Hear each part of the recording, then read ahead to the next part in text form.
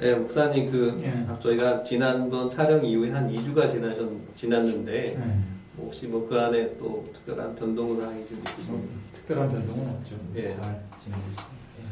그 모두가 궁금해하실 것 같은데 저희 조회수 저번에 8점으로 진짜 폭발적으로 95회였는데 지금 거의 한 200, 어. 200조 회수가 지금 넘어가고 있습니다. 괜히 뭐 부담되네 또뭐 틀렸다고 또 따지고 그러는 사람 혹시 있습니까?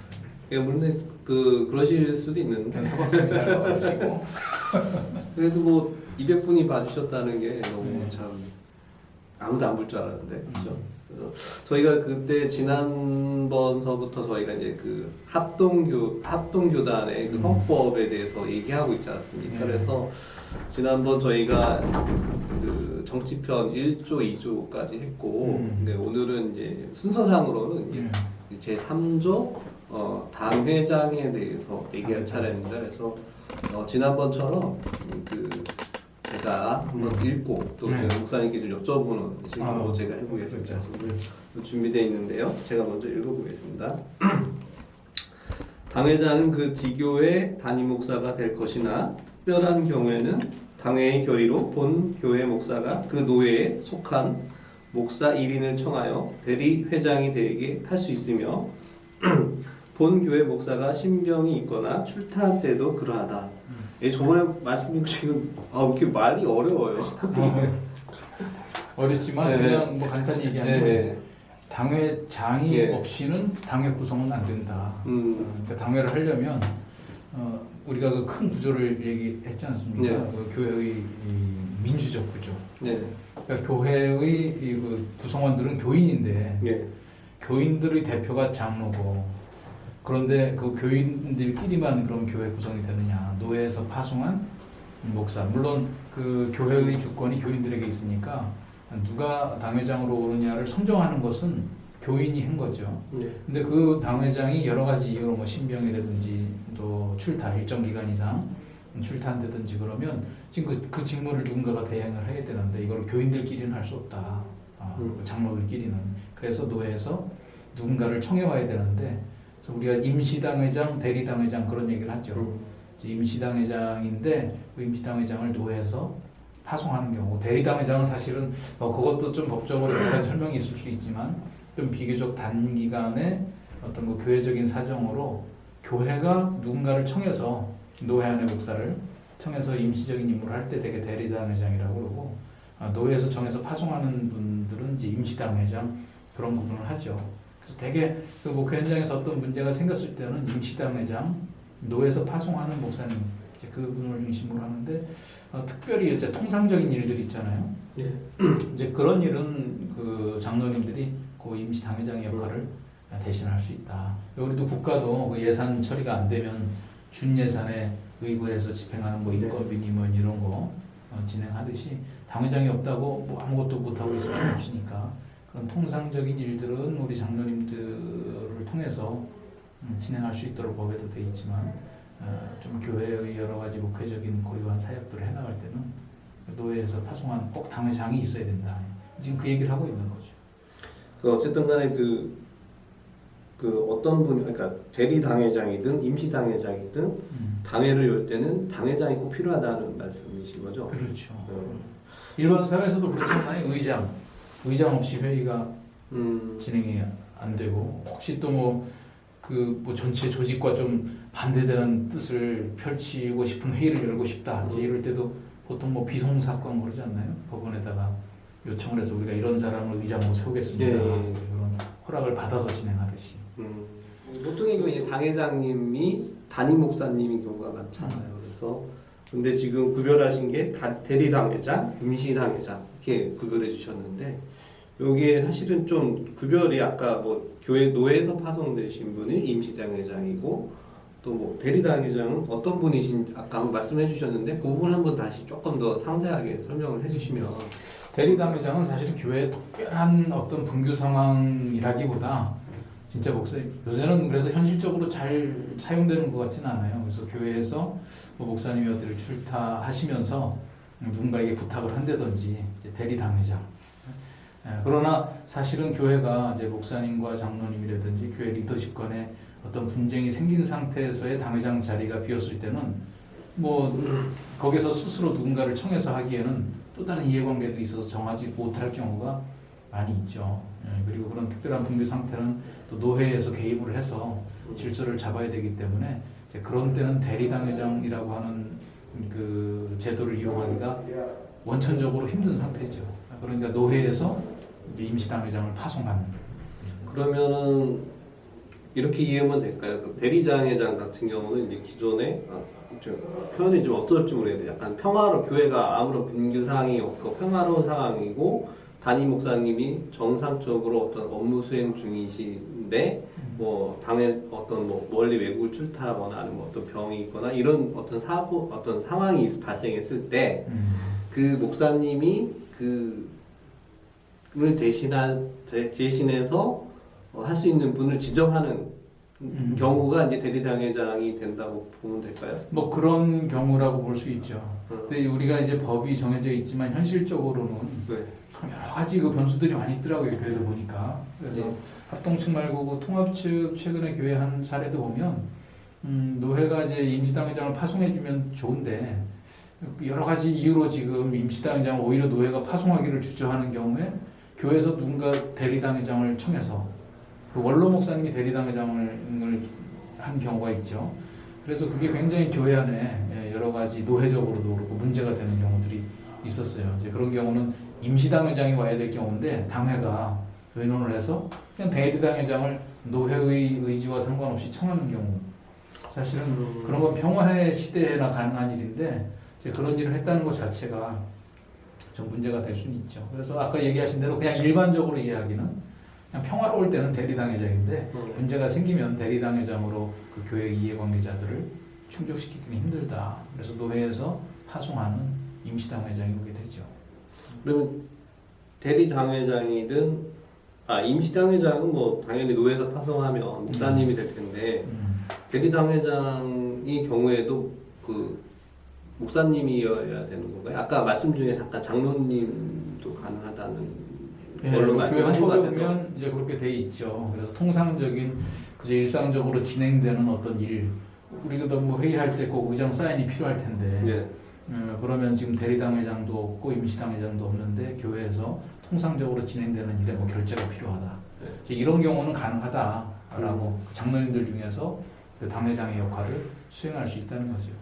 이제 그래서 그런 부분도 뭐 민감할 때는 굉장히 또 따질 일들이 많을 거예요. 그러나 이제 헌법에 나온 얘기. 그래서 제가 이제 준 예산 말씀을 드린 거예요. 정부에서도 뭔가 예산안이 기간 안에 통과되지 못했을 때 그럼 이 공무원 월급을 어떻게 주냐? 예산안이 통과 안 됐는데 이제 그럴 때는 준 예산이라고 하는 것이 그 일정한 뭐 인건비라든지 몇 가지 항목들이 있죠. 통상적으로 나가는 그런 부분들은 준 예산에 의해서 이제 처리한다라고 하는 규정이 있듯이 그런 예를 들자면 이제 그런 통상적인 일들을 진행하기 위한 당회가 열렸을 때는 그 장로님들 중에 당회 장의 역할을 할 수 있다. 이제 헌법의 취지죠. 네. 알겠습니다. 그럼 이제 아까 말씀하신 것처럼 이 당회장이 보면은 그 여러 역할 중에 보면 어떤 회의 진행을 하는 그런 부분인데 그 보통의 경우에 이제 그 담임 목사님께서 그 당회장의 직책을 수행을 하시는데 이런 경우에 이제 보통 이제 본인한테 좀 불리한 그 회의를 소집하려고 하면 보통 이제 당회장님이 소집을 해주셔야 되는데 소집이 안 되는 경우들이 있지 않습니까? 그런 경우에는 어떤 절차를 밟아야 되는지 혹시 그 부분에 대해서 말씀해 주시면. 보통 통상 사회에서는 어떻게 처리하죠? 그런 경우에? 뭐 이제 법인, 네. 사단법인이라든지 이런 데서 이제 이사장이 회의 소집을 안 한다. 좀 원칙적으로 이제 이사장님이 하셔야 되는데 혹시 이사장님께 불리한 어떤 안이 올라오거나 아니면 본인 이사장님을 탄핵하거나 이런 것들이면 당연히 소집을 안 하겠죠. 그래서 그런 경우에는 뭐 그 회원이라고 해야 되나? 이제 그 교회는 이제 성도가 되겠지. 성도가 어떤 뭐 국가법원을 이용한다고 하면 이제 뭐 비속 사건으로 해서 뭐 이제 그 회의를 열어달라는 그런 어떤 보통 이제 신청이라고 표현을 하는데 신청을 해서 법원에서 이제 선임한 이제 그 회의 주재자가 이제 회의를 주재해서 안건을 처리하도록 하는 걸로 저는 알고 있습니다. 예. 그리고 그 경우도 우리 저 헌법에 규정이 있는데 그건 한번 정확히 더 찾아보는 게 좋을 것 같아요. 그래서 그 조항으로 한번 당회의 소집 한번 찾아볼까요?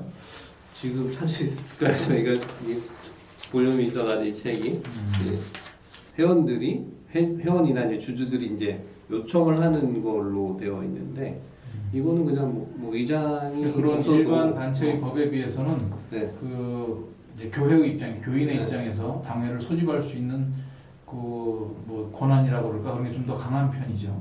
이제 의장의 권한이 언급되어 있지 않고 그렇죠. 의장의 권한이 아니라 그냥 기본적으로 어떤 요건만 맞으면 하도록 되어 있는 거죠. 예. 그런데 할 수 있다고 되어 있네요.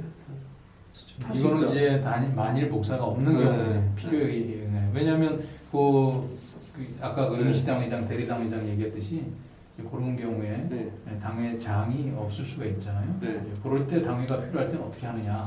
네. 그럼 장로님들 요 과반수가 소집해서 이제 통상적인 업무들을 처리해 나가는 걸로 봐야 되겠죠. 네. 네. 이런 부분이 좀 다르네요. 좀 사회법하고 다른 부분이 있네요. 네.